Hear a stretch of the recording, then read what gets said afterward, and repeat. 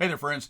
In another victory for the Second Amendment and what I consider to be somewhat of a stunning reversal, a three-judge panel of the Fifth Circuit Court of Appeals upheld the conviction of Zakari Rahimi for possession of a firearm while under a domestic violence restraining order.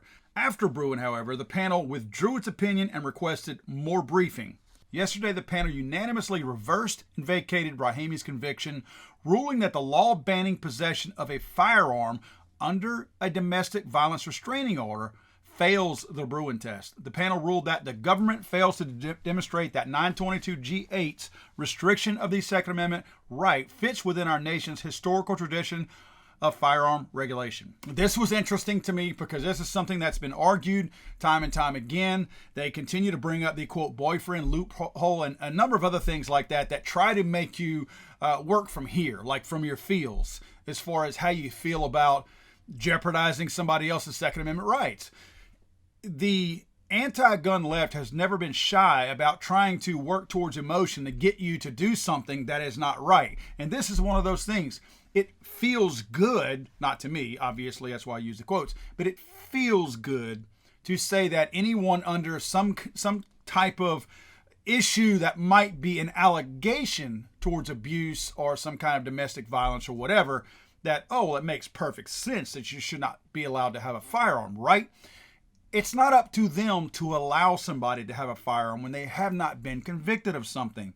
That is unconstitutional on its face, and this court has determined that. The panel's ruling stated, the question presented in this case is not whether prohibiting the possession of firearms by someone subject to a domestic violence restraining order is a laudable policy goal. Again, addressing your feelings. They're stating that we're not saying that it doesn't feel good to have this type of restriction out there, but we still have a constitution. They go on to say, the question is whether 18 U.S.C. 922G8, a specific statute that does so, is constitutional under the Second Amendment of the United States Constitution. In the light of New York State Rifle and Pistol Association Incorporated v. Bruen, it is not, meaning it's not constitutional.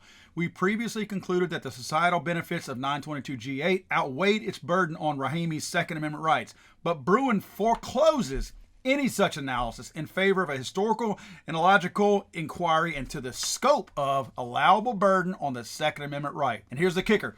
Through that lens, we conclude that 922G8's ban on possession of firearms is an outlier that our ancestors would never have accepted. That's a beautiful thing, and it's very well worded. Now, this is coming out of Texas. This is a court known to not always be anti-Second Amendment, as so many of the other courts across the country are. So that's why, although good news, this is kind of to be predicted out of this particular court. The judge in this case, James Ho, concurred, stating, the Second Amendment has too often been denigrated as a second-class right. In response, the Supreme Court has called on judges to be more faithful guardians of the text and original meaning of the Second Amendment.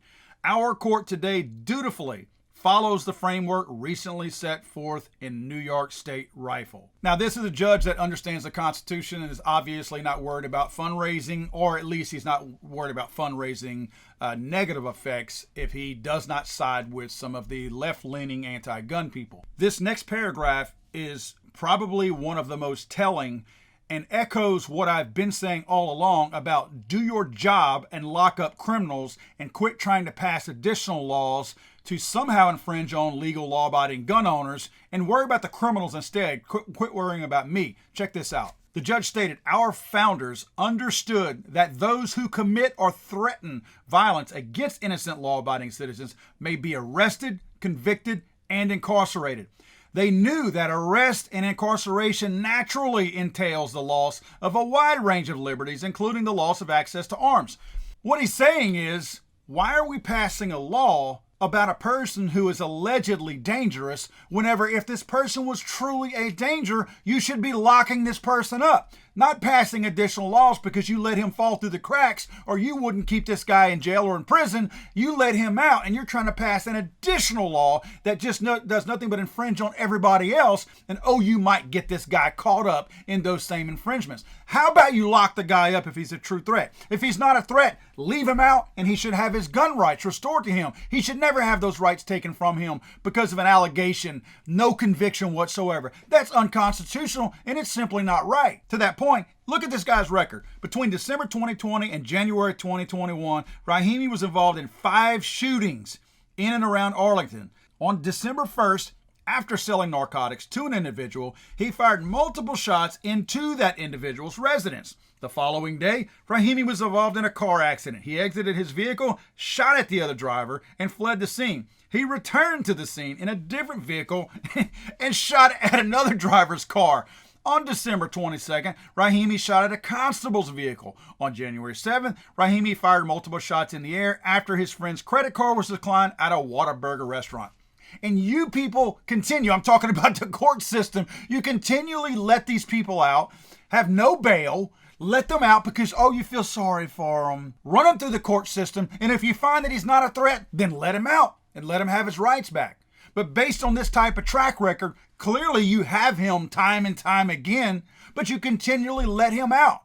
You people are the true danger to us Americans because you continue to let people who are an actual threat out.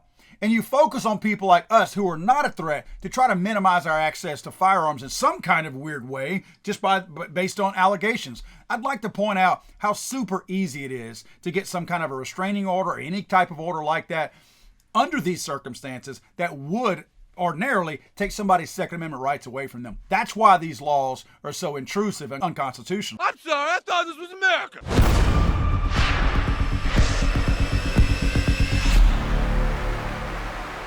He's so horrible.